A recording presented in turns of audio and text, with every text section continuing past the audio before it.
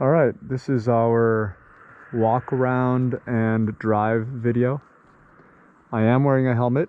This is the only point of view setup that I have, and I might get some weird looks, but let's just go with it. So this is the Daytona Coupe.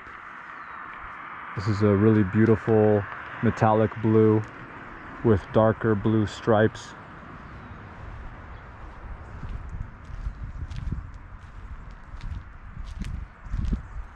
Incredibly stunning car.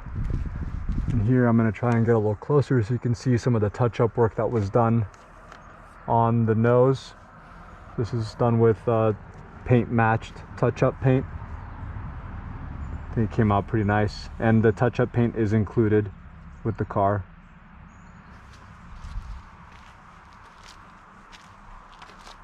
It's awesome wheels.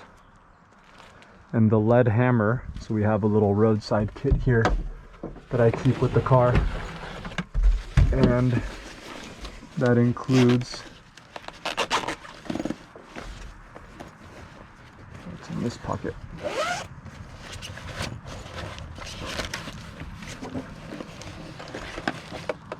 This specially developed lead hammer to tighten and to loosen the ears. The ones on the driver's side are regular right-hand thread. The ones on the passenger side are left-hand thread. Theory being, if you were to hit a wall, the contact would tighten the ears and not loosen them. So that's why you've got the left-hand thread on the passenger side.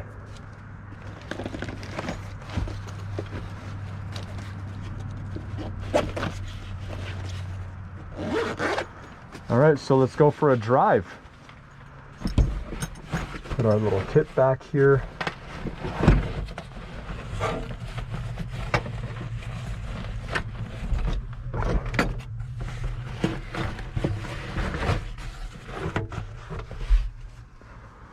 So to get in, I've never gotten in with a helmet, but it's pretty straightforward. The main thing is, I always have to remember to let go of the handbrake before putting the harness on, because you won't be able to reach the handbrake and other things once you're strapped down. So we'll go ahead and do that now.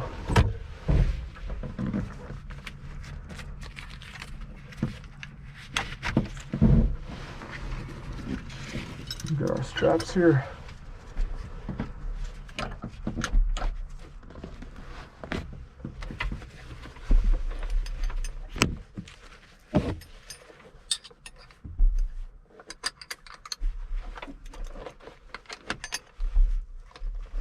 And the seat is adjustable. There's a pretty innovative slider plate with pins, so it's a very low profile seat. Can fit pretty tall people. Even with a helmet, I've got about an inch of space, and the helmet adds at least about an inch, and I'm 5'11", so I'd say probably 6'2", 6'3", again depending on your torso versus leg proportions.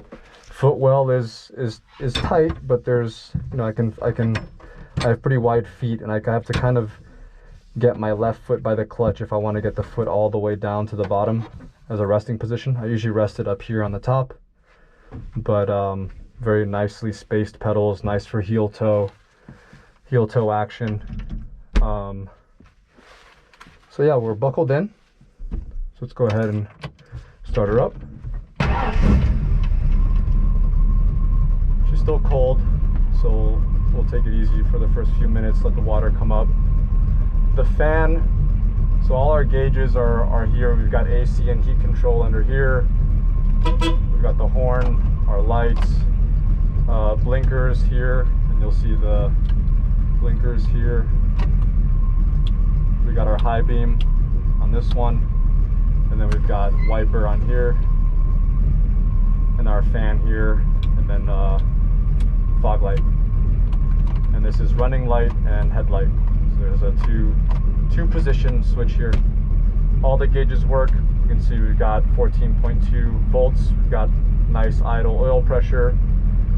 Car runs really cool on the oil. You really have to get into the higher RPM range to get the oil up to temperature, which is important to get rid of any condensates, any water or contaminants in the oil. So it does need a little bit of exercise to get the oil up to temperature. Water, if you're going anything over about 45 to 50 miles an hour, if you're going over anything over 45 to 50, the water, the air flowing over the hood will create a Venturi effect and pull enough air through the radiator. Anything below about 45, 50 miles an hour, and we turn the fan on once the water gets up to temperature just to keep the airflow going over the radiator. But the airflow over the front is really nicely designed such that when you're at speed, you don't even need the fan, unless it's a really hot day. Fuel gauge works. It actually has a fuel cell, a racing fuel cell. It's probably expired if you were to actually want to do any vintage racing, but it is a fuel cell. Manual brakes, but the pads are pretty soft, so the pedal feels very nice. Does need a little bit more effort, but it's a light car, so it doesn't need a ton of effort. Steering is manual, but again, like as long as you're rolling slightly, it's very light. Shifting, pretty standard 5-speed, and it does have this forward angled shifter, but it's very natural. I put this kind of machine billet aluminum knob because I didn't like the plastic one. All right, let's go. Clutch is very easy. The engagement is perfect now.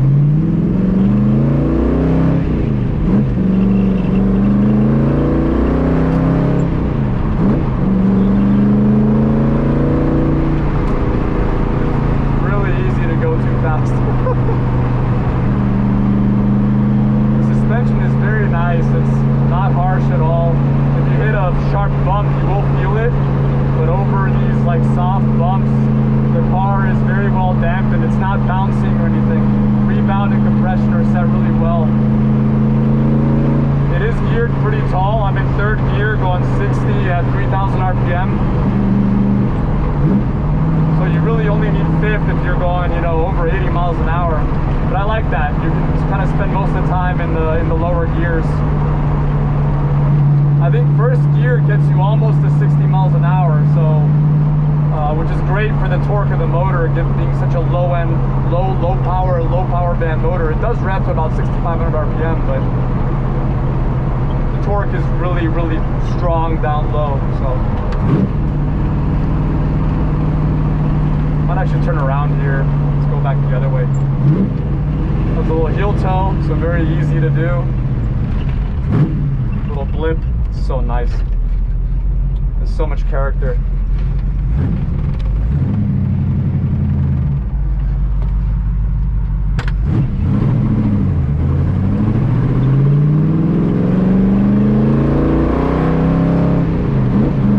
That's about 50% throttle. Let her warm up.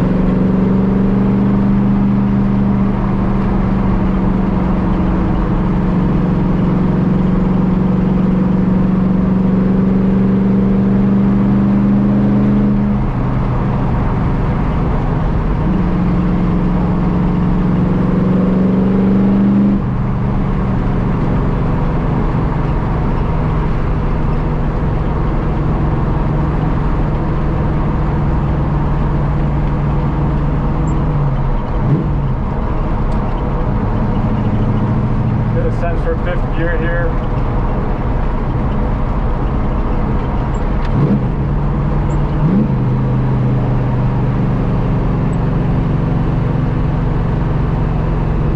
Very smooth. It's a great cruiser, but if you take some corners corners, we're getting into some tight stuff here. It's also very lively. I love the mid-engine. It really feels like a mid-engine layout. You can tell that a lot of the weight is in the middle of the car. With the engine so far back, it's really like sitting back here with us. I think I've got a paper towel that was inhaled by my radiator fan. Those are the little pieces of white paper coming up out of the fan arc.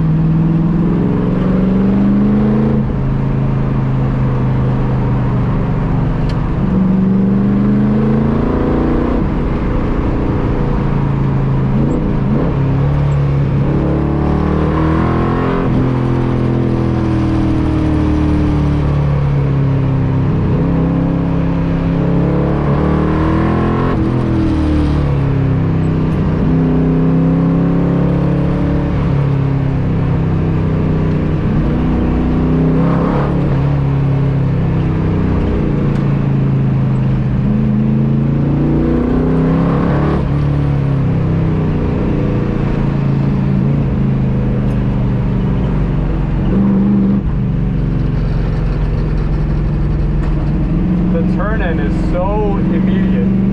It's like, if you're used to a front-engine car, it's very, you will immediately tell the difference in the dynamics. It's so simple, right? Everything's mechanical. Carburetor, manual steering, manual brakes. You are directly connected to the car and everything that it's doing. Pressure this 4Runner too much, so we'll just lay off a little bit.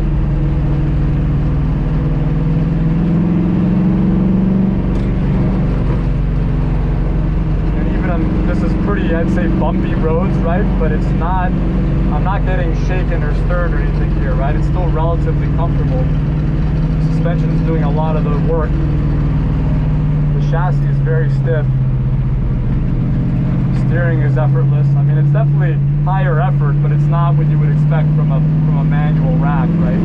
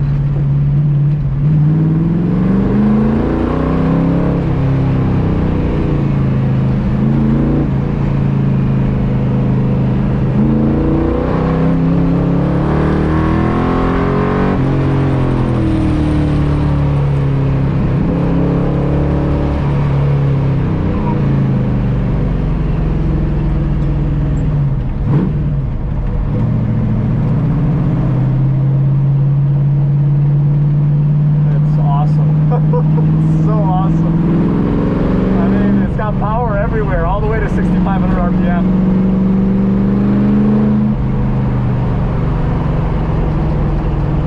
See if we can stop here for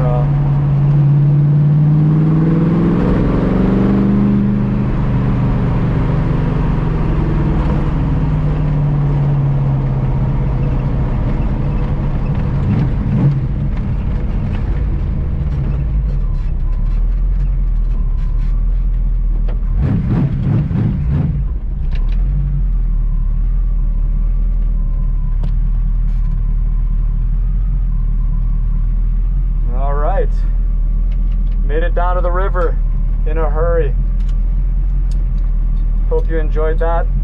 We did a little bit of kind of long, higher speed sweeping turns and then some more technical stuff. This thing is just awesome. We do a little walk around here to wrap things up. Keep the fan on. So you see temperature, our water is just, you know, it stays usually around 190. I think it's a 190 thermostat. Our oil pressure now is idling probably around 35 psi. We'll see in about 75, consistently above 3,000 RPM. Strong oil pressure. Oil temperature is just coming up, probably about this is usually 140 to 230, so it's a pretty steep scale. This is probably about 160. If we kept working her, you know, red line a few times, we'd get her up to about 180, 190. I'd like to see, you know, 200, you know, boiling 212 once in a while. Steering wheel comes off, so we can just hang it here.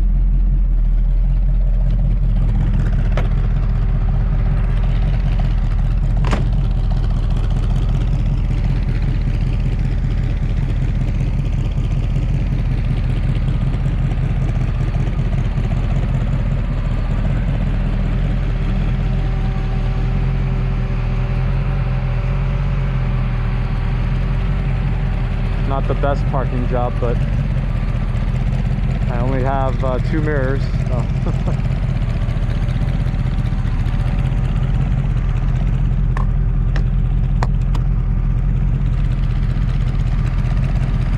There she is. All right, y'all, let me know if you have any questions. Hope you enjoyed that.